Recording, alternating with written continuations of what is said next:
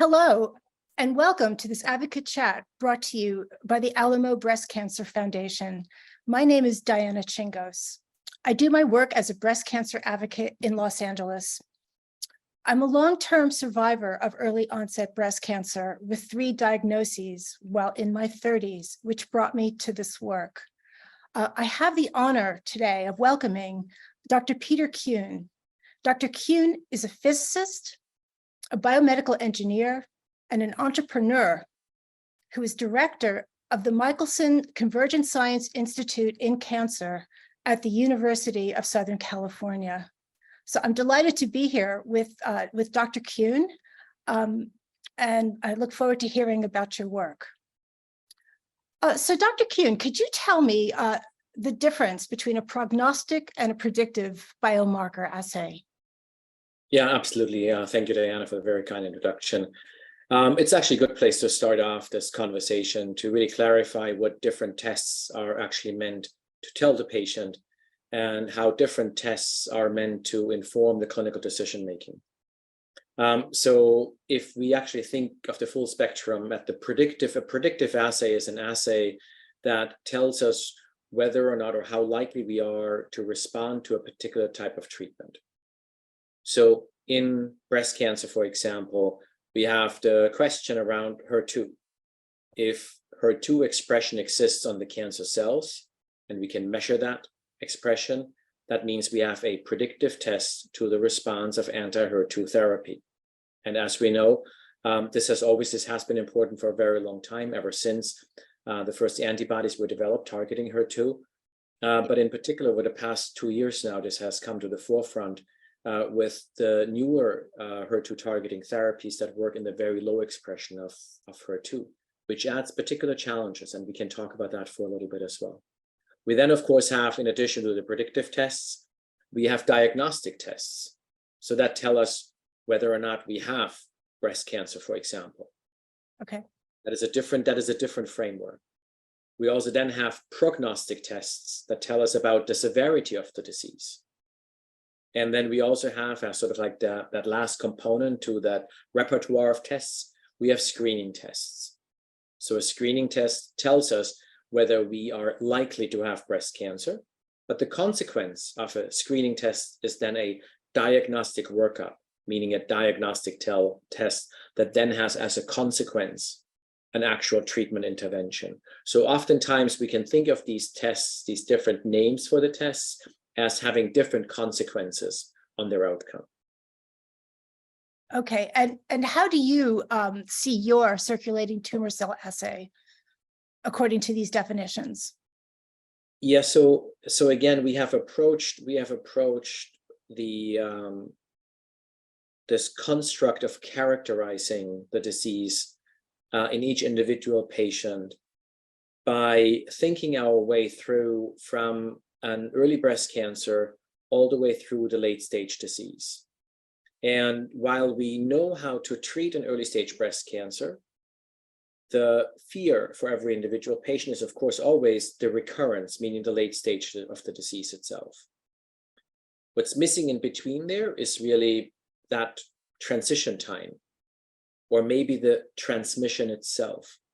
And the transmission itself, how we go from the breast to a distant organ, is through what we call circulating tumor cells. So cells that break off from the primary tumor, travel through the blood, through the circulatory system for an unknown amount of time until they settle down elsewhere, start growing in that new environment, likely are still communicating with the primary or across the circulatory system, and give us this challenge of metastatic disease. So the first way we think about our work is actually in cancer research. The first way we think about our work is actually, can we use a liquid biopsy? Can we use a simple blood draw to characterize the disease and actually advance our understanding of the disease itself? Out of that then grows the opportunity to translate that into clinical care, right? So we separate out these steps because it helps us get clarity for what we need to do at what stage during that research and development process. To give an example, we over the last number of years, we realized that in fact we can measure the protein levels of HER2 while simultaneously measuring the genomic alterations that relate to the HER2. Now, being able to do both of that, that of course means that all of a sudden we can now actually start helping patient in the late stage setting of the disease to make that decision and understand whether their disease that was originally estrogen receptor positive has in fact switched over to being driven by HER2. Now, that is a switching to a fairly aggressive level of the disease itself. But the good news is that, of course, we have a number of drugs that target HER2. So if I can measure that change, then of course, I can provide the patient in their discussion with the treating physician with that information that can guide the treatment decision. So this is how we then start thinking our way through this entire process of going from research into clinical translation.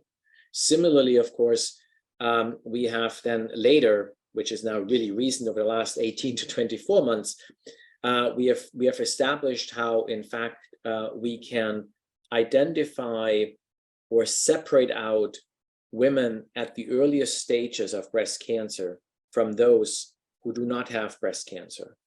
And that, again, is a very different mechanism, very different set of analysis that we're doing there, but also has very different impact because now we're talking about an early screening approach as opposed to a predictive approach in the late stage management of the disease. Okay. So just take me through some of the findings in your recent publication. Because you had early stage patients, you had normal patients, and you had advanced breast cancer patients. Yeah, so this was part of our research and discovery effort, right? We were trying to understand what is different in the blood circulation for age-matched, gender-matched, no known pathology, meaning women over 50 who have not been diagnosed with breast cancer. What is different between them and a group of women who had just been diagnosed. So they had a positive biopsy, but have not yet been treated, so completely treatment naive. And how does that differ from women with late stage metastatic disease? And what we found was actually quite fascinating, and that is, as we would expect, circulating tumor cells went from essentially zero to a small number of women having circulating tumor cells to a significant number of women having circulating tumor cells. Not a big surprise. We sort of expected that. What we did not expect, however, was the following. There is a series of events that we call oncosomes. So those are vesicles that reach the same size as a cell, but do not have a nucleus. So they do not carry the genomic information and the mechanism to replicate. But they seem to have all of the other signaling mechanisms. They carry the proteins of the primary tumor. They carry just about everything else, but they cannot replicate. And a few other groups had found them before, but what we had done for the first time is actually working our way through what do these oncosomes look like in those three different patient populations: age-matched, gender-matched controls without breast cancer, early stage breast cancer, late stage breast cancer. And what we realized was that incredibly robustly, virtually every woman with early stage treatment naive breast cancer had a significant number of these oncosomes. They did not exist above threshold in the controls, and they existed only in a small number of patients at the very late stage. So all of a sudden we were faced with not just a really important scientific discovery, but also the opportunity to actually think our way through what could this potentially mean in the screening for breast cancer or the diagnostic workup for breast cancer. Okay, so in your paper, you refer to these as extracellular vesicles, I think. Now, is there something in the vesicle that predicts the where it will settle in the metastatic niche? Yeah, so that's a super good question, and that really leads or guides the direction, the future research direction that we are taking. These large extracellular vesicles, or now we also call them oncosomes, we need to understand exactly the role that they are playing early on in the disease itself. What we need to understand is, are they part of preparing a metastatic niche? Could very well be. Are they part of the balance with the immune system? That could also very well be the case, right? Because breast cancer, in fact, evolves fairly slowly, right? There is not some sudden change that happens, but in fact, it's a fairly slow-moving disease in the patient, relative to when we take breast cancer cells in a dish, right? We can double their growth every 1 to 2 days. That's, of course, not happening in the patient, right? So why is that not happening? What are the underlying mechanisms? And especially, what are the underlying mechanisms early on in the disease? So that is what we're exploring on the research side when it comes to these large vesicles, to these oncosomes. Okay, now did you say that they're common in the advanced patients as well, or not as much? So in advanced patients, they are not as common. They exist, but in much lower numbers. They're almost like sort of like an additional element that we can leverage, but they're not like the driver of really understanding that disease. And why do you think that is? What do you think happens to them? Yeah, so I know. now we are entering what we've talked about until now is the specific data we have had, right? So we have had this observation very robustly across the early stage patients. They do not exist in the controls, and they exist in very reduced rates in the late stage patients. So those are the data and the results. Your next question, however, right, we're now switching into the discussion phase, okay, where we are now debating of what could it be. We don't have evidence for that yet. That is future work that needs to happen. Yes. So one can start imagining, of course, right, that the big difference between the early stage patients and the late stage patients is that the primary tumor is not there anymore in the late stage setting. So this could very well be a feature of the primary breast tissue itself. That is one possibility. Okay.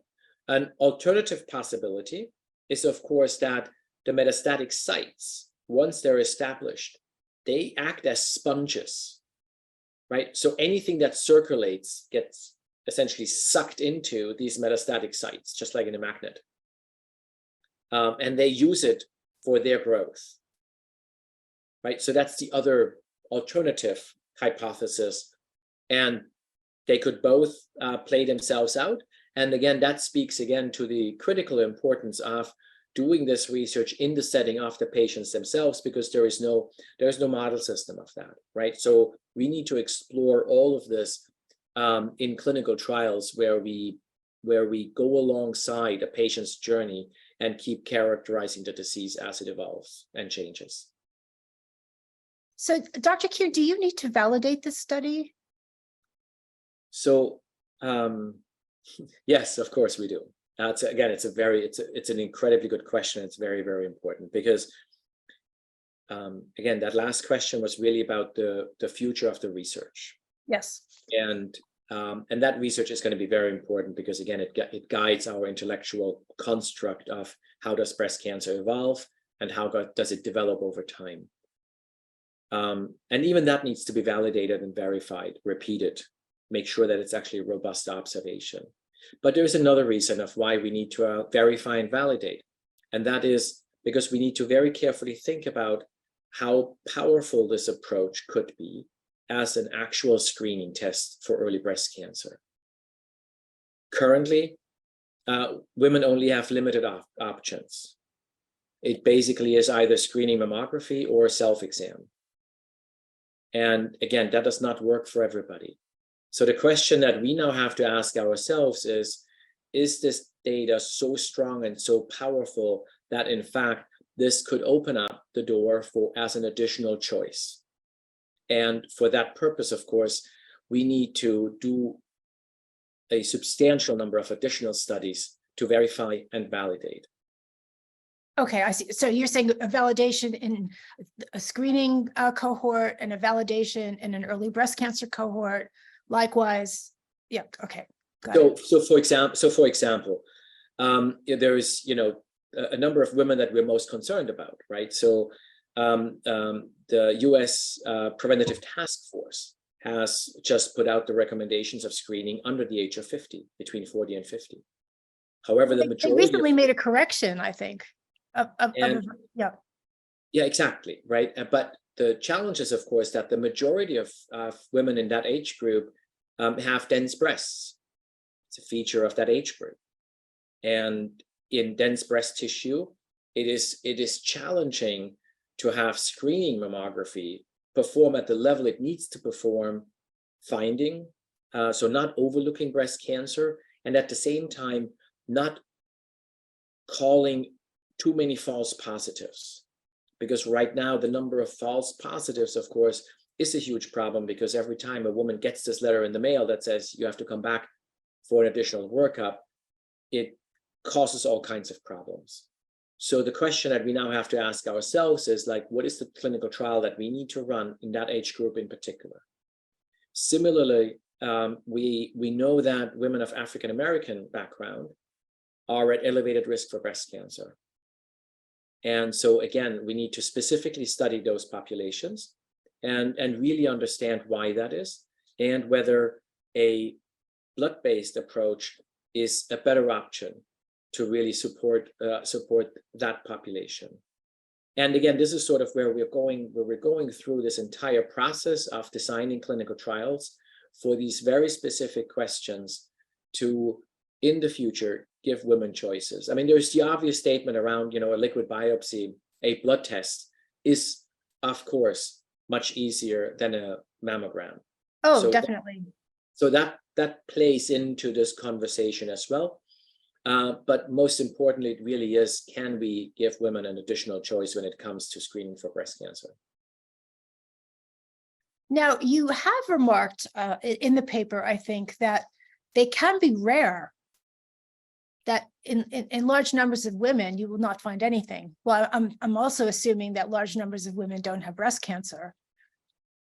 So this is where, on the science side, what we call fun, exciting, right? Because it's a really hard problem to solve. Okay. So both the cells and these large vesicles, these oncosomes, are really, really hard to find.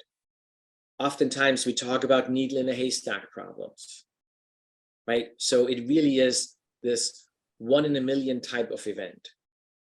And this gets complicated, especially when it comes to a screening test, right? Because only about 0.5% of women at any given time have breast cancer. So now I'm talking about that 0.5%. I'm trying to look for a needle in a haystack, and I'm trying to find enough of these needles in that haystack of the woman who is positive that I can very cleanly separate out that woman from the woman who does not have breast cancer. So it's an incredible technical challenge. But this is, of course, where science excels, where the work that, again, that we have done over those past 2 decades now in this field get a huge boost from all of the new technologies that we have benefited from over that same time period. That has to do with our increased understanding of breast cancer, our increased understanding of the breast tissue itself, and how that disease disseminates through the body, all of the aspects that we have learned about when we build these predictive tests for late-stage management of the disease. And now, of course, with the newest generation of artificial intelligence, because the way we are fundamentally approaching this is that we are taking a blood test, we are spreading the blood out over a large surface, we paint it with colors that stick to particular aspects, particular components of the blood, and then we image it. So when we image it, we take a large number of photographs, and that, of course, is a perfect starting point for some of the newest AI algorithms. And when we use those very, very new algorithms, and we tailor them for the purpose that we're aiming it at, that is then when all of a sudden we get clarity in the data. So something that is incredibly hard, all of a sudden we can bring that together for a real purpose to make a real difference. And so that is what you see in that careful language in the paper where we're describing this, is really that, yes, on the one hand, we have this double rarity, right? We have, most women don't have breast cancer, so I need to be very thoughtful about that. Those who do have breast cancer, the signal that we're looking for is an incredibly small signal. So we have to look at a lot of data for that individual woman to actually make sure that that signal is real. But again, the blood as a biopsy material, so the blood as a material that we can use for that purpose is fantastic, because it has this immediate reflection. So just one tube of blood is this immediate reflection of the systemic disease and the immune system of that patient all in one single tube. But then you're also using a single cell analysis. Could you help me understand that process? Yeah, absolutely. So during that discovery process, we are throwing an enormous weaponry of analysis systems at whatever we are finding in the patients during that discovery process in particular. We oftentimes then try to refine it and simplify it when we go towards a product, right? Because then we need to be able to deploy that in the clinical setting. But during the discovery process, we get to play with some of the most advanced toys that exist in today's contemporary research environments. So something that was unimaginable before, right, is today for us to be able to find an individual cancer cell amongst 5 million, 10 million, 20 million normal immune cells. We can do that with the mechanisms that I just described on the analysis. But not only that, in fact, we can then pick the cell up. And each individual cancer cell, of course, carries the genome of the cancer. So if I could now sequence that, then I can actually understand the condition of the cancer today, the day that I drew that blood sample. So that is a technology that one of our colleagues, Professor Jim Hicks, who was originally called Cold Spring Harbor Laboratories and then joined us at USC in Los Angeles, developed. And that has been groundbreaking. Because again, that was 10 years ago, completely unimaginable. Wow. Today, we put this into practice for our discovery process. And again, in the end, it just takes a couple of people to actually think their way through this, because the technology is not that different from what we know about in vitro fertilization. So for those of you who have watched videos of in vitro fertilization or have been part of IVF, you know that you're trying to inject a sperm into an egg. Well, that is not that different. An egg is just a cell. So it's manipulating that one cell. In our setting, we're not injecting anything into it, but we are picking up that cell. But we're using the same needle, the same syringe effectively, to just pick that cell up, and then we analyze it downstream. And how do you describe the markers that you're looking for? I read something about you have a mesenchymal marker. There are like 5 different categories or so. Yeah, so there are 2 different types of analyses that we're going after. So one analysis is the set of markers that we understand quite well in breast cancer. So that is estrogen receptor, it is HER2, and markers like that, where we know that there are drugs that are relevant for those markers, or classes of breast cancers that we can distinguish with these markers. And we have done that, and that has been incredibly powerful. But then there is another line of inquiry. And that other line of inquiry is what changes in that early stage breast cancer as it readies itself for traveling through the body. And that is a question around how we go from a tissue environment, which is the epithelial environment, to that liquid environment, which is a mesenchymal environment. We think there's adaptation happening. Can we watch that adaptation? And then we have also learned over those last 10 years that, in fact, there is lots of cells from that initial environment of the tumor that also travel through the blood. So that is when we then talk about endothelial markers. So markers that actually represent the tissue, the lining of the blood vessels. right? So that's endothelial. So we're using a combination of these markers to really characterize all the different elements that might come from that primary cancer.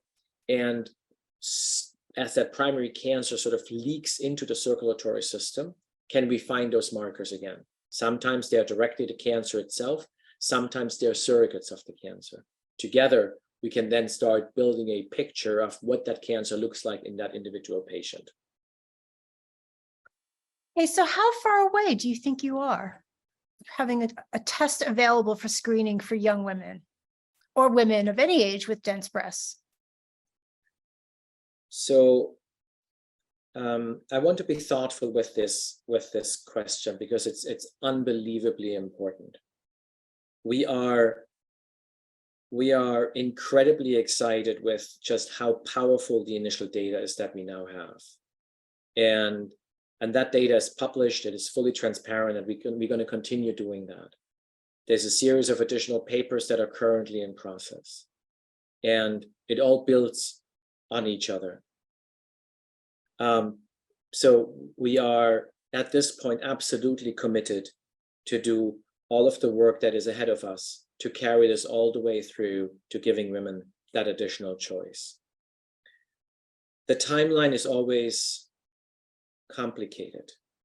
As we have now put together a group around us of like-minded people, and we're all in an age group where this is important for our own spouses, ourselves, our partners, our families, our friends.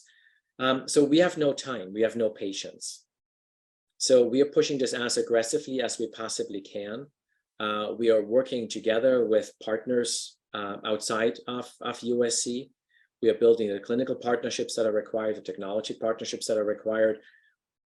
I am very hopeful that we can do this over this next 2-3 years, as you will start seeing the data to be more and more robust.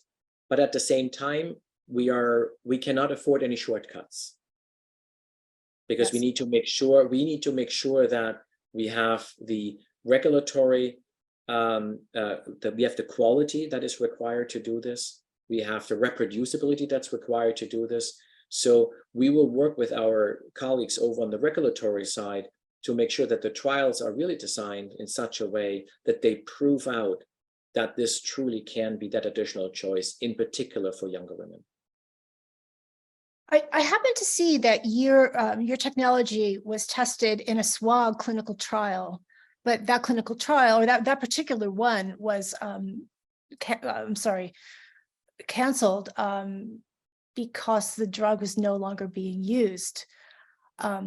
You must have gotten some information from that trial, I assume, although, what was it, only 37 were enrolled? Yeah, so super good observation. So that was, of course, it's always frustrating when we engage in a clinical trial, which means that a drug has made it really, really, really, really far. But then the trial ends up getting canceled for any number of reasons. This one was particularly important, actually, and what we learned from that was actually very, very powerful, because one of the women who enrolled in that trial, which was a trial for estrogen receptor positive women, one of those women ended up passing in a very short period of time. And when we looked back at that, what we actually saw in her liquid biopsy, when we deployed all of the tools that we had at our in our repertoire, we did not only characterize the genomics of the circulating tumor cells, but we also characterized the proteome. And we can do that with, again, very advanced methods. And what we learned from that was that she actually had lots and lots of HER2 positive circulating tumor cells. So she was one of those patients whose cancer had actually transitioned from an ER positive to a HER2 positive tumor. But she was being treated as an ER positive patient. So hence, she was entirely on the wrong treatment. So even though this was frustrating that this trial was canceled, but on the science side, there is always an opportunity to learn an enormous amount. And it is that kind of data that really has led us to building the predictive test that is, now available to really help exactly in the metastatic setting. And with just a blood draw, being able to actually identify patients who are either, ER positive and might be progressing on the ER positive side, or who in fact have switched, or whose cancer in fact has switched over to be a HER2 positive cancer. That's really fascinating. Yeah, it is it's exciting. It's exciting for us because again, as a field, we're making an enormous amount of progress, not only on the liquid biopsy side and the technologies that are coming through to support our liquid biopsy work, but also the way we get to work together with our colleagues over in the pharmaceutical industry, because they are, of course, then the ones who are developing the drugs that can then be used as intervention. And this flywheel, and we probably spent 10 years in this like chicken and egg problem. But once that flywheel starts turning, is when I think we can all be very, very hopeful as we are looking into the future to have tools available that are based on a simple blood draw that will help both at the very earliest part of that screening for early breast cancer, as well as supporting women throughout this entire journey into the late stage of the disease and making a real difference there. So Dr. Kuhn is somebody who's been an advocate over a few decades now, and I like to think I have a longer view. I mean, there was a time when it was believed that tumors just didn't change. There was a time it was absolutely believed you were, HER2 positive or HER2 negative. But now we have this appreciation. So obviously the reality of the situation has had to emerge. But how do we explain this? There's a number of different aspects to this. 20 years ago, we simply didn't have the tools to actually characterize the evolution of the disease at the level of detail that we can do this today. So when it comes to these newer assessments of HER2 and drugs that are now actually really working really, really well in this low HER2 environment, yes, that requires a really new modern way of assessing that expression, right? Didn't exist 20 years ago, honestly. So that's one part. The other part is the number of drug choices we have today. So we now have drug choices in the estrogen receptor positive world that gives patients a very, very really prolonged survival. Lots of different drugs that we can sequence one after the other. We can do combinations thereof. yes. And every time that there is an escape mechanism that takes place, we might still be able to switch to another drug. And sometimes these escape mechanisms are what we have now seen with this ER to HER2. We call it switch. Well, it still requires us to do a lot of research to actually understand what actually takes place. Did they coexist in the beginning? Is this really an evolution that takes place in that individual patient, right? How does that actually relate to one another? A lot of exciting work is still ahead of us for that. But at the same time, it is critical that all of us are actually committed to making sure that scientific findings that are reproducible and of high value to that decision-making between the patient and their treating physician make their way into the clinic as soon as possible. So I assume you have future opportunities for clinical trials for the testing of your technology. Yeah, absolutely. And this is, of course, where, again, your work and the work of other advocates is so critically important, because that is what really brings the community together. It creates that common understanding of the work that's still ahead of us, the importance of research, and how all of us play an incredibly important role in advancing research as we go forward to both understand the disease and then translate the findings into into clinical practice. Okay, I have another. Can I register a complaint? You can absolutely do that, Diana. Thank you. So I have been to many breast cancer scientific meetings that talk about heterogeneity in triple negative breast cancer, that there are all these subtypes of triple negative breast cancer that for whatever reason, it hasn't emerged from the research literature to practice. Do you have any idea what's holding that back? I mean, I've heard about, the basal and the androgen receptor positive. That's, yeah. Yeah, no. I mean, I've heard of some early phase trials that are testing androgen receptor positive or androgen targeting drugs, but I've otherwise not heard very much.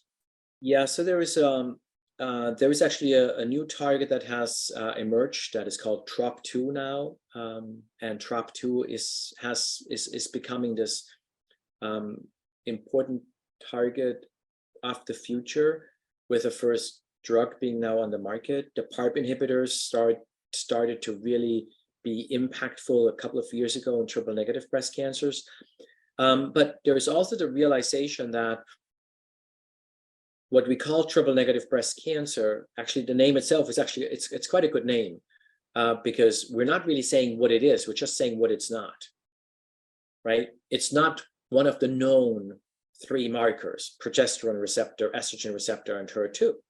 So that's all we knew in the beginning. And when we call something heterogeneous, heterogeneity for the most part means that we don't understand it yet, right? We cannot really deconvolute it yet. Deconvoluting the heterogeneity into separate classes for the purpose of understanding the heterogeneity, but then more importantly, of course, for the purpose of intervening with appropriate drug therapies. But again, in 2023, women with triple negative breast cancer have so many more choices than they did just a few years ago. And again, the PARP inhibitors, of course, were that big first foray. You mentioned the androgen receptor. And again, this is another really good example where we have to do all of the necessary clinical trials to really understand, because we have observed androgen receptor, which is of course our classic target in prostate cancer. It is the primary target to really treat prostate cancer, and we know that in some women androgen receptor is in fact expressed. Just because it's expressed, however, does not mean that these women will respond to AR targeted therapies. So running these trials, establishing these trials, running these trials is not straightforward, requires a huge amount of, I'm going to call this investment. Investment is not just money, but it's also people. It is patients participating in clinical trials, it's clinicians wanting to run these clinical trials, and it's scientists being interested in the science behind these clinical trials, and then partnering that with the institutions, whether that's cancer centers or pharmaceutical companies, to actually put that framework together. So the complexity of that research enterprise is not straightforward, but all of us are actually truly committed to deconvoluting that heterogeneity in triple negative breast cancer in particular. So that's why you start seeing at the various cancer research meetings, you start seeing that discussion emerge, but it's also a very complicated question to solve, or a very complicated puzzle to solve. Well, I can't argue with that, but it feels as if it's been around long enough to have some findings. Okay, so in terms of how you give priority to your work, and obviously you have a lot of work ahead of you, in what order do you see yourself proceeding? Is it with a screening test, a diagnostic test?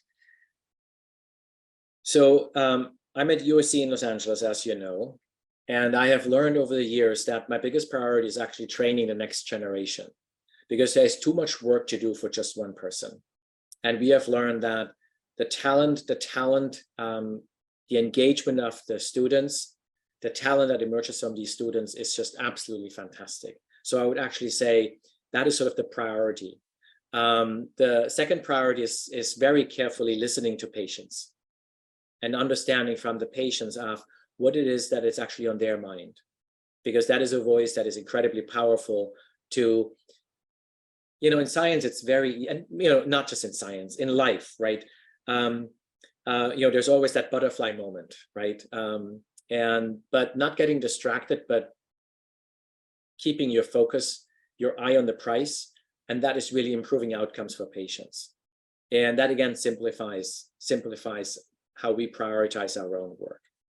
Clearly, the data on the screening for early breast cancer is really outstanding. It's absolutely fascinating, and we're putting a huge amount of effort into that program right now, which also means that we're building a team to really drive that forward.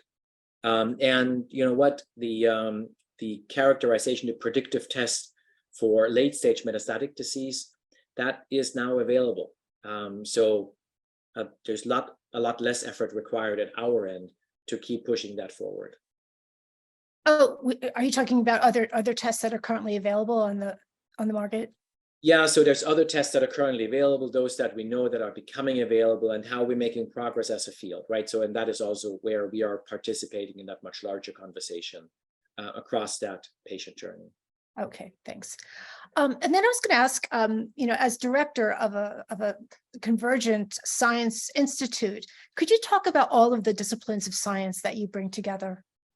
No, absolutely, and this is what makes it so wonderful to be at an institution like USC, because you know, one of the questions that we have had with the screening test is what happens when we don't talk to women with breast cancer, right? Because now we're talking to women before they have breast cancer. So I reached out to our colleagues over in economics who are focused on behavioral economics, and I said, hey guys, can you guys jump in here and really help me out? Because I think that's a different conversation. Similarly, I can go over to our School of Public Health and ask the question around healthcare economics, because of course we want to reach across the gaps in healthcare, in healthcare disparities, right? How do we do that? Again, we can bring those folks in, and that is what we're doing. At the same time, everything that you have seen in the public now with generative AI, that's an incredibly powerful set of tools that we can bring in by teaming up with our colleagues over in the Viterbi School of Engineering. And of course, the obvious relationships with our Norris Cancer Center and our Keck School of Medicine. So that really allows us to bring where we traditionally come from, which is really, I'm trained in physics. I've spent 2 decades now in biology. So that's why I'm at the Dornsife College.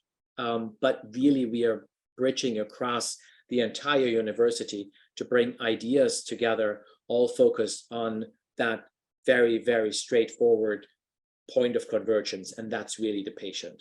And that is our rallying point. That is what brings everybody together, and that is what makes it so powerful to be able to work across these disciplines, because it's certainly not something that a physicist could do within just a single discipline. Got it. Dr. Kuhn, is there anything else that you would like to add about your work? No, this has been a fantastic conversation. Thank you, Diana. And you know, as you know, I think we are living in a fantastic time, in a fascinating time as we're looking forward. As many of the scientific discoveries that are still accumulating over time, we continue doing that, but many of them we are translating into clinical practice. And I think we're really in for a world where the fear of breast cancer can really start going away, where we will be driven by facts, by data for each individual patient, and where each individual patient can have confidence in their own screening test result, in their diagnosis, and in their treatment management. And that's what I'm looking forward to. Can't get here fast enough, but thank you so much, Dr. Kuhn. I really enjoyed hearing about your work. And I want to thank the Alamo Breast Cancer Foundation for giving us this opportunity to discuss circulating tumor cells in breast cancer. Thank you for watching.